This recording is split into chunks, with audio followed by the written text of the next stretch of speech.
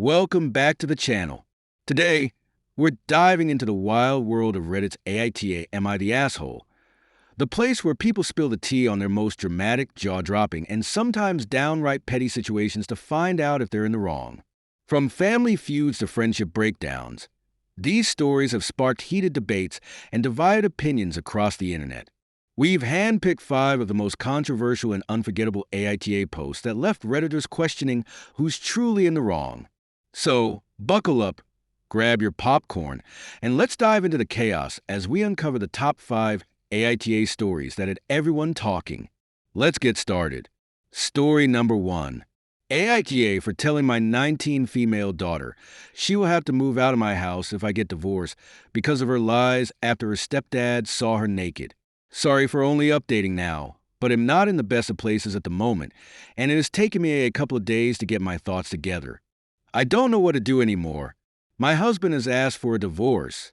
First, let me answer a couple of questions I saw coming up repeatedly. We have locks on every door in the house. I don't know why my daughter didn't use the lock on the door. The cameras inside the house isn't pointed at any door except for the ones pointed at the front door and back door. The other camera is at the end of the hall, and you can see every door in the hallway from that camera. We have a bathroom in our room, but we can't use it at the moment. The water is completely shut off due to renovation of the bathroom. My husband has asked for a divorce. On Friday, he came back home and asked to talk. During our talk, he showed me his phone, and some of the things my family members were saying about him was just outright horrible. Calling him a pedo, asking him how many times he has taken a peek before. I don't recognize any of my family anymore. I understand if he actually did something, but he hasn't, and the hatred they are showing over a stupid mistake tell me they refuse to listen, or they have hated him from the start, and is now using this to try and get rid of him. He said he can't ever come back, and this has now started to affect his work life as well. He was called into HR to explain because some of my family members have called his office. Luckily, they haven't done anything and refuse to do anything until a case is brought against him. They know my husband very well, and I think they believe him as well, because he is still working. During our talk, he explained that he does love me and still does, and he is happy I stood up for him. But my daughter's actions have caused him many problems, accusations, and made him scared. He explained he sat at the office and at his parents' home every day, just waiting for the police to show up and arrest him. He said her lies broke him, and he can't see a way to come back from it. I asked him to reconsider, and that maybe we can go for counseling, but he also refused, saying everything is too broken to fix. I told him that I will kick out my daughter, and told him about everything I did, and told my daughter to do, but he said I'm missing the point. His life could have been completely ruined because of a lie. My family will never trust him again, and will always harbor hatred or suspicions about him. Especially now that my daughter want to clear things so long afterwards, they will think we forced her to do it, and that will just make things worse. He said he will always remain the creep in their eyes. I asked him what if I cut off my family and we moved away because I was already working on that. I showed him my phone and the message I've sent every single person so far that refused to listen and that I blocked them. He asked what about my daughter. I told him again I will be kicking her out and she will be staying with my parents from now on. He asked what if we moved away, will I abandon my daughter then, because he doesn't want to be near her or be alone with her at all. I didn't know what to say about that. Before I could answer, he said again it's better for us to get divorced. He said I will never ask you to abandon your daughter. I will never expect you to do something like that, but I don't want her anywhere near me. If you abandon your daughter, I don't know if I could ever look at you the same afterwards, even if it was for my sake. The only solution here is for us to get divorced. My daughter came running down the hallway into the living room. Crying, I think she was listening to our conversation. Before she could get a word out, my husband jumped up from the couch and put his hands out and asked her not to get near him. He said, before you say anything, I will start to record the conversation now, and took out his phone. I think I saw something break in my daughter's eyes at that moment at the realization of everything hit her all at once. She asked my husband to forgive her, and she never meant for things to get so out of hand. She was just making up scenarios with her cousin, and her cousin was the one that ran with it. My husband asked her why didn't she clear it up immediately then. She said she didn't think it would go this far, and thought it would just blow over because everyone knows him. He showed her his phone and asked her to read some of the messages, and my daughter went completely silent. We talked for about 4 hours. At the end, my husband said, he will give us 3 months to move out of the house because it is his house.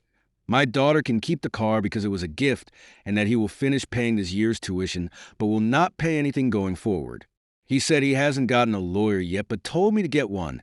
He would like to do this without lawyer, but if I want, I can get one. He said he will be fair in THR divorce, and doesn't harbor anything against me, but he can't stay in the relationship. My daughter was just sitting on the floor looking like a ghost, and I couldn't just say anything. Listen to him talk about divorce and what will be split and what not, like it was nothing. He was talking like the last 5 years was nothing, and it was just easy to move on. The best way to describe it was like he was returning something to a store. He left the house, and I just sat on the couch. I don't know if I was crying, talking, or what. I can't remember much, as everything was muffled around me, until my daughter started to full-on crying, saying, sorry, sorry, sorry over and over again, laying on the floor. I don't know how long I sat on the couch, but when I got up, I saw my husband's car still in the driveway. I looked out of the window, and I could see him full-on crying in the car. Seeing that completely broke me. My daughter and I haven't talked since my husband was here Friday, not a word to each other. My family members have showed up to the house to apologize, because apparently my daughter has all of a sudden now cleared everything up, and she herself shared the video from the Camaro with the family members. Every time they show up, I just close the door in their faces. I have gotten Facebook, Instagram, calls and texts from them, and when I block them, they keep making new account of use different numbers. I don't want to lose my husband, I really don't. This is the first man I've ever met that has actually treated me with kindness, respect, and love, and now it's all over. I have tried to talk to him and tried to convince him to go to counseling with me, but every time I have tried, he sends back, I can't take the risk. I have tried to meet him in person, but he just says it won't be a good idea. I have gone over to his parents' house, but they refuse to let me see him. I have gone to his work to talk to him, but I was told he was sent home by his boss. I truly don't know how to fix this. Having my daughter move out now won't work because I need to be out of the house as well. I don't want anything from my husband. I just want him. I haven't talked to a lawyer yet, but I don't think I can keep the house. He owned it before we moved into the house. I really want to fix this. I still want to kick my daughter out of the house, but will he still give me a chance to fix it even after what my husband said about me abandoning my daughter and not seeing me the same afterwards? I don't know anyone. Am I really going to lose a wonderful man? I forgot how Reddit fixates on one thing. The comment about the house I made. I have not intentions of trying to take his house or anything like that. It's not my house. I had questions in my previous post about the house, and I think I just answered it. I'm not going to try and take his house. He owns it and has owned it before we got together. I have no right to the house and will not try to take the house. I hope this clears it up. Story number 2. AITA for telling my sister I can't be around her after she announced she was pregnant. For context, my sister currently lives with my husband and I in our attic. She has for over a year now. We moved in over a year ago in a home that we rent specifically so she could live with us. She moved in with a guy she just met, and he kicked her out after 3 months. And since she has lived with everyone else in our life before, I felt obligated to take her in. Also, my husband and I have been trying for 11 years to get pregnant, had failed infertility treatments, and had 3 failed embryo transfers. We have been struggling with it. We started the adoption process 3 years ago, but due to taking her in, we cannot adopt with her living with us. My sister got engaged recently, and we had been excited to plan a wedding and her future. A couple of weeks ago, she announced to me and my husband that she is pregnant. Initially, I am happy for her because she thought she could never get pregnant due to similar fertility issues I have. But the next day, it hit me like a ton of bricks. My sister got pregnant before she's married and lives in my house. They don't live together right now. As someone who deals with infertility, it is tough to come to terms with people close to me getting pregnant. I am super happy for them, but it can remind me that I still don't have my little family, since this is super close to home, literally in my home. I needed time to process. I seek guidance from my therapist, friends, and mom. They all say it may not be healthy for her to continue living in your house while you process. I know that I can have a hard time holding back my thoughts and feelings, so I agree. It's something I'm working on. This brings me to the conversation between her and I, where I tell her I am struggling with her news and not sure how I can go forward watching her be pregnant and hearing about all the baby things. Not kicking her out, but just being upfront with how to go forward. She gets immediately angry, saying I think she doesn't deserve the baby, that it's insane that I don't think I can even be around her. Needless to say, this conversation did not go as I thought it would. I tried to tell her I just am hurting and I needed time. She doesn't hear this, just that my pain is greater than her happiness, which was not what I was trying to say. We leave the conversation angry.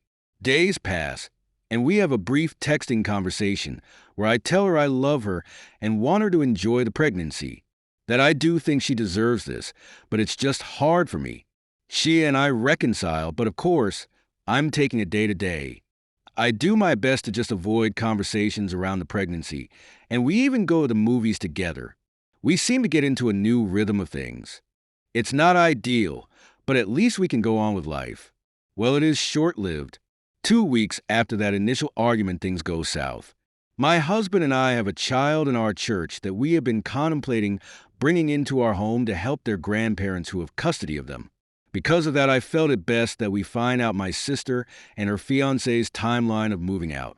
Now, quick note, there are a lot of things on her plate that needs to be taken care of before that can happen for them.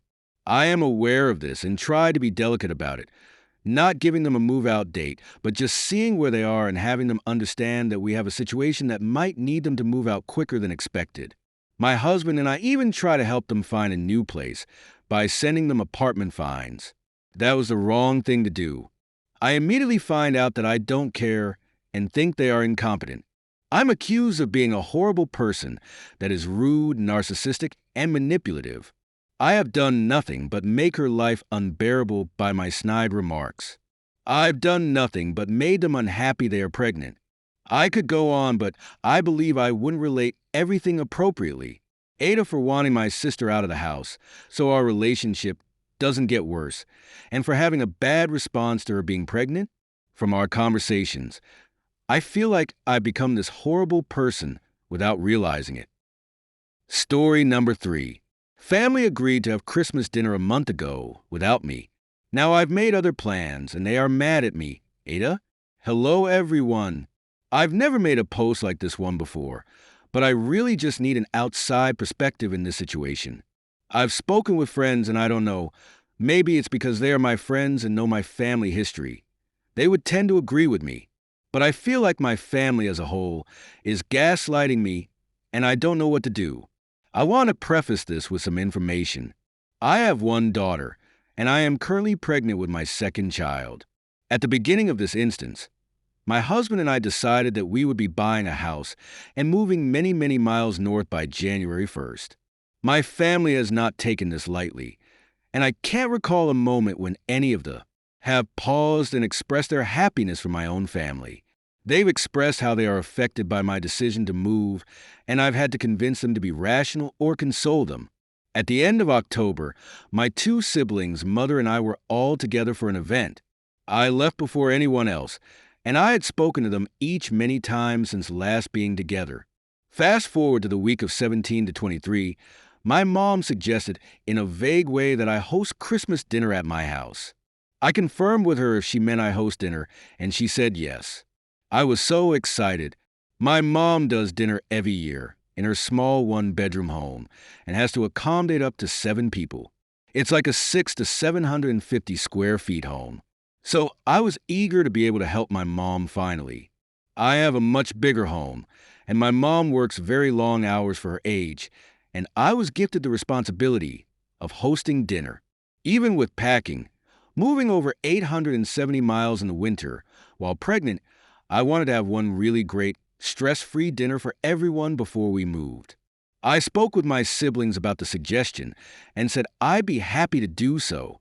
I did not ask them for their input on having it at my place. In hindsight, I know that I did the same thing as them, but I was really excited for the opportunity. And at this point, I still had no idea about previous plans. I spoke about it in sibling group chat. No one objected. My youngest sibling said that they were unaware of the days their partner would have off for Christmas week, but really didn't give much to work with. I also suggested doing a non-traditional dinner, like taking out at first, to alleviate work for me, but ultimately made a compromise for a more traditional dinner because my younger sibling spoke up. We would just need to agree that no leftovers would remain at my home. The last thing that was said was that my youngest sibling was not comfortable driving an hour to my house in the snow with their 3MO baby. I totally understood where they were coming from, so long story short. I just said, don't worry about making a decision. If you can come, then that's great, but I will figure out the rest with our family. I didn't want them to feel pressured to make a decision they weren't comfortable with. Then there was silence. 2 days after our group chat, I spoke with my mom and brought up a day that would work for dinner because my youngest sibling was unsure if they would be able to make it. That's when my mom told me that she received a call from them the same day of our group chat, complaining that they were all already in agreement to have dinner at their house and that I wanted to do takeout. I was confused immediately, and it turned into frustration. Why didn't my siblings say anything about this previous arrangement to me? I feel like the opportunity was there to interject, but was not taken. So my mom told me she would handle the dinner plans. But I was still upset, so I expressed myself to my youngest sibling. Long story short, I told them that it felt like I offended them and that I didn't want to hurt their feelings. It felt like I didn't include them or take into consideration what they wanted or needed, but that ultimately I was hurt and it felt like an attack on me because I had no idea about those previous plans, and that I was hurt that I wasn't given the opportunity to tell my side before they spoke to our mom. They called me back within an hour and were immediately defensive, accused me of being hostile, jumping to conclusions, barring them from talking to mom, for not approaching the situation right, and making them look like the bad guy. I tried to clarify that this was all a misunderstanding and miscommunication, but we couldn't come to an agreement. And after they said that I made them look like the bad guy, they said they didn't tell me because they were waiting to see if I was moving January 1st or later. They were pissed that I hadn't told them yet and left them out. So, no one told me for 3 weeks. My mom suggested that I do dinner. I suggest the siblings to host dinner. No one communicates with me about it. Talks to mom instead, and she says she will handle talking to me. I was further not communicated with. I express how I feel to my sibling, and my siblings turns it around on me. Since then, I've asked my mom 3 times in 10 days, an update for dinner. Each time she has said she will have it figured out tomorrow. As of today, I've made plans elsewhere. My husband won't be here for Christmas. It's just me and my daughter. I couldn't wait anymore for them. My youngest said they didn't tell me for 3 weeks because they all have lives and can't drop everything for me, just for an invite. I told my mom today about my plans and she is pissed and not talking to me. Maybe I'm leaving put relevant information like, each time something similar happens, instead of talking to me and hashing it out, my siblings involve my mom. I do not tell my mom what goes on between us. I just tell her how I'm feeling and how for years I've been missing the relationship I had with my siblings. We had a falling out 4 years ago, and things have been slowly getting better. But there will always be setbacks when I am involved, or I will be intentionally left out of events and gatherings, find out about missing it later, and just have to put on a smile and be happy for them. I don't know. Maybe it is me, and I just needed to get this out of my head. So Reddit, what do you think? I have asking myself for years, AITA, and I just try to accommodate, talk and forgive, and I just don't know. At this point, I feel like I want to be wrong so that things can make sense to me. Story number 4. Today, we're diving into a story that's emotionally complex and centers on trust, honesty, and the sensitive topic of pregnancy. This story comes from our /AITA and involves a relationship shaken by unexpected revelations. Let's get into it and break it down step by step. The backstory. The original poster, Opie, a 28-year-old man, has been in a relationship with his 26-year-old girlfriend for 4 years. From the beginning, the girlfriend expressed her desire to have children, and while they didn't actively try for one, the idea was always on the table. The couple seemed to be in a good position to welcome a child. Opie earns enough to support a family and they own a home. When the girlfriend discovered she was pregnant, both were thrilled. They even began planning for the baby's arrival and shared the news with friends and family. The miscarriage. At around 9 weeks, tragedy struck when the girlfriend experienced a miscarriage. Opie was deeply empathetic and did everything he could to support her through this difficult time. Losing a pregnancy can be an incredibly emotional experience, and Opie focused on comforting his partner as she mourned the loss. The shocking discovery. A few days later, Opie was retrieving something from a drawer in their bedroom when he stumbled upon 2 items: pennyroyal and mugwort. These herbs are sometimes associated with inducing miscarriages. Confused and alarmed, Opie confronted his girlfriend. Initially, she denied knowing where the herbs came from, but after some persistence, she admitted to using them to intentionally end the pregnancy. Opie was shocked and devastated. He asked why she would do this, especially since she had been the one so excited about having a baby. His girlfriend didn't provide a clear answer and refused to seek medical attention despite pennyroyal being toxic and potentially harmful. Opie's response. Over the next few days, Opie tried to process what had happened and continued to ask his girlfriend for an explanation. She avoided the topic entirely, but continued telling friends and family that she'd had a miscarriage and accepting their condolences. Feeling hurt and betrayed, Opie eventually told her that he couldn't trust her when it came to having a baby in the future. This upset his girlfriend, but Opie felt like he needed to express his feelings honestly. The dilemma. Opie is left grappling with a whirlwind of emotions. 1. Betrayal.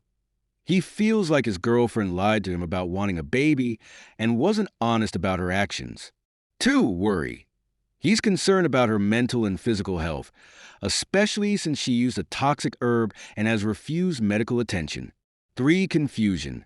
Opie can't understand why she would go through with a pregnancy announcement and planning only to end it, and then pretend it was a miscarriage. 4. Guilt. Opie feels like a horrible person for wondering if his girlfriend might have done this for attention, given how she's embraced the condolences from others. The questions. Opie is left asking himself in the Reddit community several difficult questions. Was he wrong to confront her about the herbs? Was it too harsh to tell her that he can't trust her about having a baby in the future? How can he move forward in the relationship after such a breach of trust? Is there something deeper going on with his girlfriend, such as a mental health crisis, that needs to be addressed? The comment section's response. Redditors had a lot to say about this situation, with many offering a mix of practical advice and emotional support. 1. Encourage medical attention. Many users urged Opie to prioritize his girlfriend's health and strongly encourage her to see a doctor, both for the potential toxicity of pennyroyal and for her mental well-being. 2. Therapy. Several people suggested couples therapy or individual therapy for both Opie and his girlfriend to unpack the layers of mistrust, guilt, and grief in their relationship. 3. Empathy for the girlfriend. Some users pointed out that her actions might stem from fear, anxiety, or pressure about becoming a parent, which she hasn't been able to articulate yet. 4. Opie's valid feelings. Many also validated Opie's feelings of betrayal and confusion, emphasizing that it's okay to feel hurt and to question the future of the relationship. Closing thoughts. This story is a poignant reminder of how crucial communication and trust are in a relationship. Both Opie and his girlfriend are clearly struggling with deep emotional wounds and unspoken fears. While Opie has every right to feel betrayed, his girlfriend's actions may also indicate a need for help and understanding. What do you think? Is Opie right to feel like he can't trust his girlfriend anymore, or should he focus on supporting her and trying to understand her perspective? Let us know your thoughts in the comments below. Story number 5. Today we're diving into a story from our /AITA where someone travels a long distance to attend a birthday party, only to feel ignored, frustrated, and ultimately blamed for expressing their disappointment. Let's unpack this story step by step and see if the original poster, Opie, is really in the wrong here. The context. Our storyteller, Opie, traveled 3 hours to attend a birthday party for their best friend Paul's girlfriend, Sarah. This wasn't just any casual hangout. It was hyped as an important event. Opie made the effort to attend despite the logistical challenges, including no overnight trains, meaning they couldn't easily leave the party if things went south. The party. Unfortunately, the event didn't live up to expectations. First impressions. Paul and Sarah were already drunk and high by the time Opie arrived, making it difficult for Opie to connect with them or enjoy the party as planned. Underwhelming atmosphere. The party lacked energy, and Opie took the initiative to engage the crowd by starting games and conversations. Despite these efforts, Paul and Sarah seemed indifferent, making Opie feel like their presence was valued more for head count than actual connection. The food debacle. As the night dragged on, the vibe shifted to a more relaxed setting in the kitchen, where a group of guests gathered for conversations. Paul mentioned that Sarah wanted to order food for everyone, and they left, saying they'd return in 5 minutes. However, they didn't come back. After 30 minutes, Opie called them, but neither answered. Meanwhile, the group grew agitated because the food was supposed to feed everyone, and many had already sent money for it. Adding to the frustration, the promised joint, which might have improved the mood, never materialized either. The confrontation. By morning, after a night of hunger and sleep deprivation, Opie decided to address the issue. Opie approached Paul and Sarah to express their frustration, pointing out that their actions were careless and left everyone feeling abandoned. While the couple claimed it was an accident, Opie stood firm, explaining that honesty about wanting to sleep or step away would have been better than disappearing. Despite their dismissive response, Opie chose to let it go, opting not to escalate the situation further. The fallout. About a week later, Paul called Opie to share that Sarah was upset about the tone Opie used during the confrontation. Paul suggested that if Opie had an issue with Sarah in the future, they should bring it up with him directly so he could relay the message. Opie pushed back, arguing that Sarah is an adult who should be able to handle criticism, especially since the frustration was directed at both of them, not just her. Paul then asked Opie to apologize, mentioning that Sarah's friends also thought Opie had overreacted. The double standard. What confused Opie was the reaction of Sarah's friends. While Paul claimed they thought Opie overreacted, those same friends privately agreed with Opie about Paul and Sarah's behavior, but didn't want to bring it up for fear of upsetting Sarah. This left Opie feeling like they were being unfairly singled out for expressing what others were also feeling. The dilemma.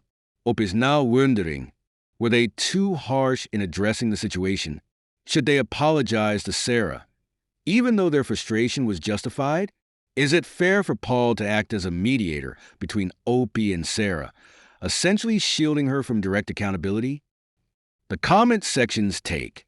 Redditors had a lot to say about this situation, with opinions divided. Here are the key points. 1. You're not the asshole.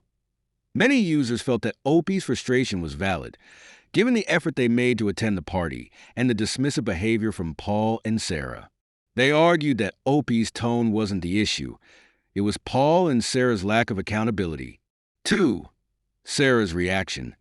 Some pointed out that Sarah's inability to handle criticism and Paul's insistence on mediating might indicate deeper communication issues in their relationship. Adults should be able to address conflicts directly without relying on intermediaries. 3.